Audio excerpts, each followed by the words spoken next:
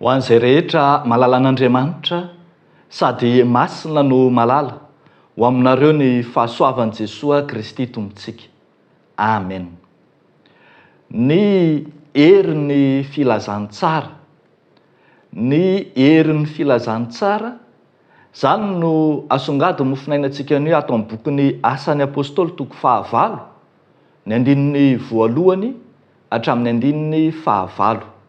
Vakitsika amin'ny anaran'i Jesosy Kristy tompo manao hoe: ary tamin'izany andro izany dia nisy fanenjehana mafy tamin'ny fiangonana tany Jerosalema, ka dia niely teny amin'ny tany Jodia sy Samaria izy rehetra, afa-tsy ny apôstôly ihany. Ary mpivavaka tsara no nandevina ny Stefana, sady nisaona azy fatratra. Fa Saoly nampahory mafy ny fiangonana ka nidirana isan-trano sady nosariany na lehilahy na vehivavy, ka nataony tao an-tranomaizina. Ary izay niely dia nandeha nitory teny tontolo eny. Ary Filipo nidina tany an-tanàna any Samaria, ka nitory an'i Kristy tamin'ny olona tao. Ary ny vahoaka betsaka ny ray hevitra, ny aino izay nolazain'i Filipo raha nandrea azy sy nahita ny fahagagana nataony. Fa ny fanahy maloto niantso tamin'ny feo mahery dia nivoaka tamin'ny maro izay nanana azy, ary maro ny marary ny paralysisa sy ny mandringa no nositraniny. Dia nisy fifaliana lehibe tao amin'izany tanàna izany. Ray masino, manamasinana anay amin'ny fahamarinana, ny teninao no fahamarinana. Amen. Ny herin'ny filazantsara, vokatra akaiky tamin'ny fahafatesan'ny Stefana, lay martyra kristianina voalohany, ity ambarany mofinainantsika eto ity. Rehefa maty tokoa mantsy Stefana dia voatery niparitaka, nandositra tany amin'ny toerana maro samihafa ny mpino. Ary hita kosa fa ny amafy hatrany ny fanenjehany. Hitantsika eto Saoly, lay efa nanotrona ny nahafatesany Stefana, no indro toa mitety tanàna indray ary tena manao sarika ampandriana mihitsy aza. Zany no voalaza eto hoe nidirana isan-trano ka nosariany, na lehilahy na vehivavy, ary dia nataony tany an-tranomaizina. Tena nanao izay ahafany mihitsy i Saoly, nanao izay anenjehana ny kristianina. Ny zavatra mahagaga nefa ry havako, ny zavatra tazantsika eto dia ny hoe toa arakaraka ny nanenjehana ny kristianina, toa arakaraka ny nandehanany retim-pino nandositra, no voamaika toa nampahomby sy nampiroborobo ny fivavahana, ary dia hita taratra tamin'ireny lay herin'ny filazantsara na ny herin'ny vaovao mahafaly. Eto zao dia hitantsika fa na dia mafy aza ny fanenjehana, dia miakatra kosa ny dingana arahan'ny finoana kristianina.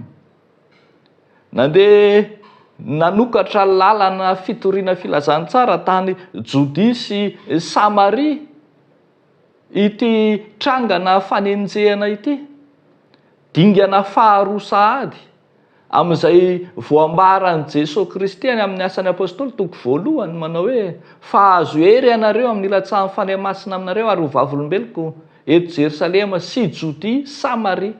Tafakatra dingana faharoa amin'ny dingan'ny filazantsara ka tonga hatrany Samaria.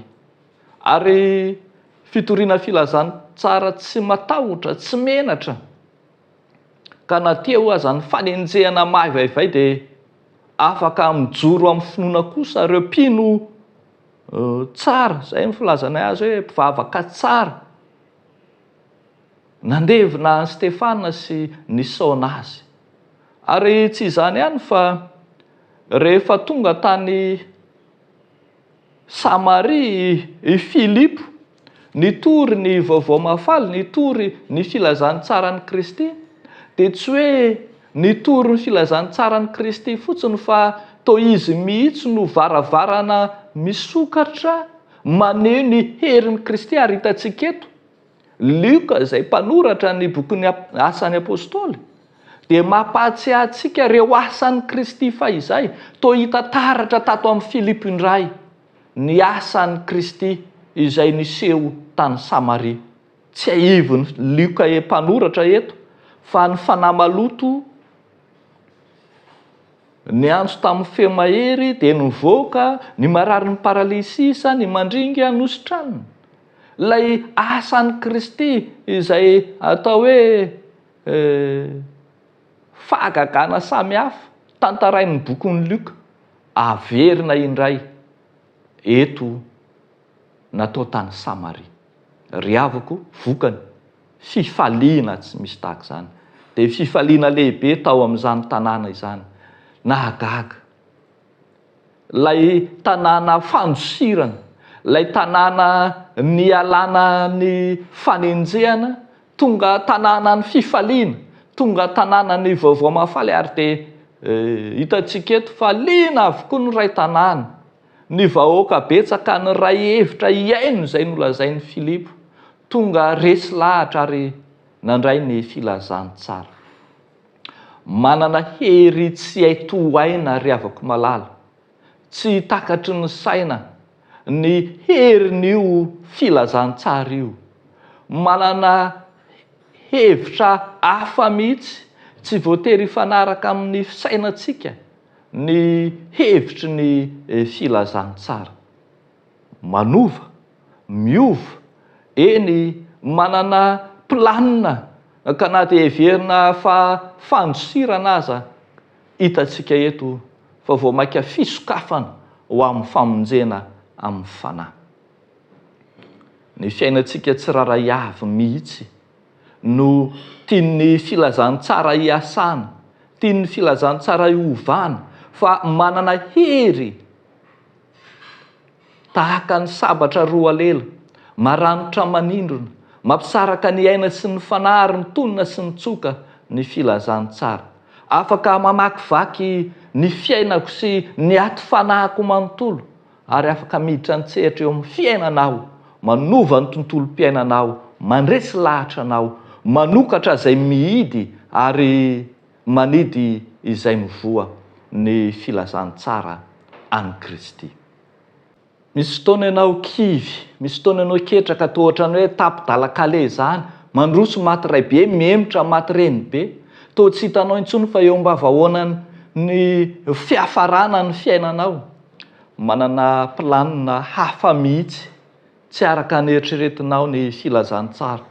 Manova, manokatra ny fiainanao, ka na dia heverinao fa ho faharavana aza, na heverinao fa ho fahafatesana aza, na heverinao fa ho faharesena aza, dia tsarovy fa miasa mahery ny filazany tsara. Lay Jesosy Kristy miasa mahery eo amin'ny fiainanao, manokatra fiainana vaovao ho anao, manokatra lalam-pamonjena sy lalana fandresena ho anao. Izy nefa niteny hoe izaho mahalala ny hevitra heverana anao, hevitra hitondra fiadanana, fa tsy loza. Dia ho an'Andriamanitra ireriany ny voninahitra. Amen. Hivavaka isika. Resa lahatra izay Tompo fa tsy misy afa-tsy anao ilay filazany tsara soa, tsy misy afa-tsy anao ilay manana hery manova ny fiainanay, ilay mandresy lahatra, ilay mahatoy izao anay. Indray mametraka eo ambany fahasoavanao ity andro anio ity, ny fiomanam-pananay hiatrika ny andro voalohany amin'ny herinandro, alahady voalohany amin'ny taona rahateo. Ankininay apetraka ampelantananao. Taio manokana ireo mpanomponao rehetra manana anjara fanompony mba ho voaomana ra-panahy, ho fenonao ny fanahy masina, ho feno hery ary ho tarihiny fanahinao hatrany. Amin'ny anaran'i Jesosy Kristy tomponay. Amen.